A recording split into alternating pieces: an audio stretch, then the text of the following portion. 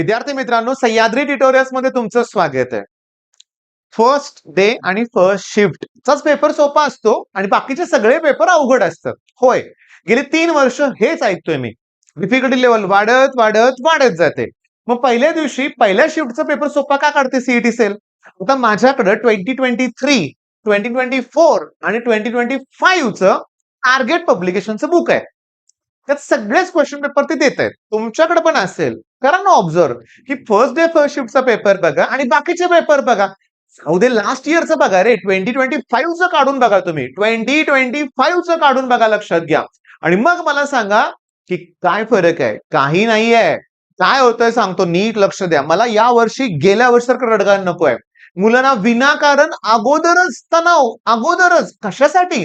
कुणाला विचारू नका पेपर कसा होता, सोपा होता का, डिफिकल्ट होता, मॉडरेट टू टफ होता, टफ होता, काही गरज नाही विचारायची. तुम्हाला तुमच्या नशिबात जो पेपर आहे तोच येणार आहे. बरोबर आहे. तुमच्या शिफ्टला जो पेपर येणार आहे सगळ्यांसाठी सेम असणार आहे. तुला एकट्याला वेगळा पेपर नाहीये टफ एकदम आणि बाकीच्यांना इझी. मग जसं आहे त्या सिच्युएशनला टॅकल करायला शिकणार कधी? अरे लाईफ असंच आहे. आयुष्यात अडचणी येत राहणार आणि त्यांना सॉल्व्ह करण्यात एक वेगळीच मजा आहे. मी तुम्हाला सांगतो, मी सुद्धा कधी कधी तणाव घेतो रे, येतो मी पण माणूस आहे तुमच्यासारखा, येतो तणाव. कधी कधी इतका वर्कलोड असतो ना की विचारूच नका. पण हाच तर पाहिजे ना. म्हणजे फॉर एक्झाम्पल दिवसभर पालक येतात ऍडमिशन करण्यासाठी. मग पाहिजेत ना, मग म्हणलं तेवढा त्रास होणार ना. मग तसंच आहे, तुम्हाला सीईटी मध्ये चांगला स्कोर करायचा आहे ना, तुम्ही कष्ट घेतलेच पाहिजेत. अरे पण कष्ट घेऊन पण केवळ या पॅनिक अटॅक मुळे जर हातातले मार्क घालवत असाल, नाही चालणार. येतात ना पालक, मला प्रत्येक पालकाशी ना व्यवस्थित बोललं पाहिजे. मी असं म्हणू का, आई गो मला कंटाळा आलाय, उद्या या. कसं चालेल? नाही चालणार. बरोबर आहे. तसंच आहे सीईटी सेलच्या एक्झामचं तुमच्यासाठी, की तुम्ही इथं घाबरून गेला तर अजून स्कोर खाली येणार. पण तुम्ही शांतपणे पेपरला सामोरे जावा. मी तुम्हाला सांगतो की आज तुमची शिफ्ट असू दे, फर्स्ट नाही सेकंड असू दे, पेपर मला सोपाच जाणार आहे. आणि क्लिअरली सांगतो की तुम्हाला क्लिअरली सांगतोय मी की प्रॉपरली अटेम्प्ट करा. एक नाही जमला ना, केला स्किप प्रश्न, स्किप केला. स्किप करण्यासाठी वेळ घालवू नका जास्त. मी बरेच मुलं बघितलेत. क्वेश्चन नंबर 1 वेळ किती लागलाय? 3 मिनिट 47 सेकंद आणि अनअटेम्प्टेड म्हणजे ते पोरग 3-3.5 मिनिटं त्या प्रश्नाकडे बघत बसलंय नुसतं, जवळजवळ 4 मिनिटं, आणि अटेम्प्ट सुद्धा केला नाही. म्हणजे मी माझ्या मॉक टेस्टचं सांगतोय बरं का. मी माझ्या मॉक टेस्ट मध्ये मुलांना काय सांगतो की जमत असेल तर अटेम्प्ट करणार, तर राहू दे. मग पहिल्याच प्रश्नाला एवढा वेळ, दुसऱ्याला बी तेवढा वेळ. मी अशी कितीतरी मुलं बघितलेत की 7-7, 8-8 मिनिट सुद्धा काही प्रश्नाला घालवलेत. मग टाइम मॅनेजमेंटचा इश्यू होतोय. मग अवघड प्रश्न आहे, लेंदी आहे, जमत नाहीत. अरे जेवढं मी तुम्हाला परत सांगतोय, स्ट्रॅटेजी एकच. 3 राऊंड स्ट्रॅटेजी. 3 राऊंड स्ट्रॅटेजी म्हणजे काय? की फर्स्ट राऊंड म्हणजे केमिस्ट्रीमध्ये 5 मिनिटाचा पहिला राऊंड, त्यात 1 ते 50 प्रश्न बघून व्हायला पाहिजेत. त्यातले 20+ एकदम इझी क्वेश्चन्स व्हायला पाहिजेत. पुढच्या 5 मिनिटाचा राऊंड, त्यात पुन्हा 1 ते 50 मध्ये स्किप केलेले प्रश्न पण विदिन मिनिट होऊ शकणारे किंवा प्लस मायनस थोडासा वेळ. ते जवळजवळ तुम्हाला 15 प्रश्न सापडतील. आणि शेवटच्या 5 मिनिटात म्हणूया आपण, शेवटच्या 5 मिनिटात पुन्हा 15 प्रश्न आहेत की जे जमतच नाहीत असे, पण त्याच्यावर विचार करूया आपण, जमतील ना.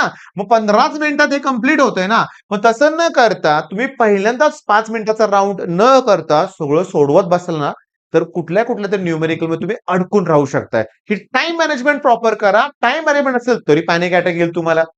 Panic attack. एक मोठं कॉमेंट होतं की सर पीसीच बंद पडला, पॅनिक अटॅक आला, मी काही करू शकलो नाही किंवा करू शकले नाही. अरे काय होऊ दे ना, पीसी पण तुम्हाला वेळ देतात, पुन्हा तुम्हाला दुसरा पीसी चेंज करून देतील. हा, यात कुणालाही तणाव थोडाफार नाही, पण रिलॅक्स राहायचंय. आपले जे एक्झाम सेंटर आहेत ना, ते असे एकदम एक्स्ट्रॉर्डनरी नाही आहेत. अरे तुम्हाला मी सांगतो, गेट एक्झाम आयआयटी साठी पुण्यात कसले काही विचित्र सेंटर आहेत की विचारूच नका. आणि आपल्या नॅशनल लेवलला कुठली तरी एक्झाम असते रे, SSC नावाची कुठली तरी, बरं का. मला माहित नाही फुल फॉर्म त्याचा, बरं का. गेल्या वर्षी माहितीये, विचित्र सेंटर होते, विचित्र सेंटर. त्याच्यावर युट्यूबवर भरपूर भयानक व्हिडिओ लोकांनी तयार केलेत, लक्षात घ्या, त्या सेंटरमुळे. त्यामुळे मी काय म्हणतोय, तिथे तुम्हाला एसी मिळणार नाहीये, सगळं लॅविश काही नसणार आहे, गरम होणार आहे, रफ पेपर देणार नाहीत ही लोक आपल्याला, बऱ्याचशा गोष्टी होणार आहेत.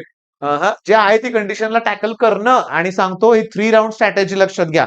3 फिजिक्सला सुद्धा तसंच करायचंय, मॅथ्सला सुद्धा तसंच करायचंय. म्हणजे काय होतं, मुलांचं काय होतं सांगतो तुम्हाला. पहिले 1 ते 50 प्रश्न सोडवताना ओके, ओळीनं सोडवला आणि वेळ पुरला नाही, 35व्या प्रश्नापर्यंत सोडवतोय. पहिले पुढचे 15 प्रश्न बघितलेच नाहीत. मग नुसत्याच गोळ्या मारायच्या अंदाजपंच.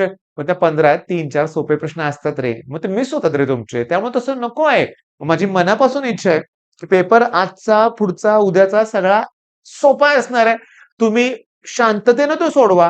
डोकं शांत ठेवा. लास्ट इयर एक मुलगा होता. पेपर नंतर आला. म्हणला, "सर मला जमेनाच पेपरमध्ये शांत व्हायला. मला पेपर खूप अवघड गेला."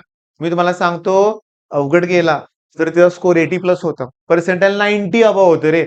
तेच जर स्वतःला थोडं शांत केलं असतं, तर 92 पर्सेंटाइल समजा होते मार्क, त्याचे 95-96 झाले असते ना. आणि एक पर्सेंटाइलमुळे तुमची रँक खूप वर जाते रे आणि चांगलं कॉलेज मिळण्याचे चान्सेस वाढतात. मग शांत राहिला की चांगलं कॉलेज मिळणार आहे, ड्रीम कॉलेज मिळण्याचे चान्सेस वाढणार आहेत. मग आता जास्त वेळ तुमचा घेत नाही. तुमचा आज पेपर असेल, तुम्हाला ऑल द बेस्ट. मन लावून अभ्यास करायला आहे तुम्ही. आता अभ्यास करा म्हणत नाही, सवय आहे मला अभ्यास करा म्हणण्याची.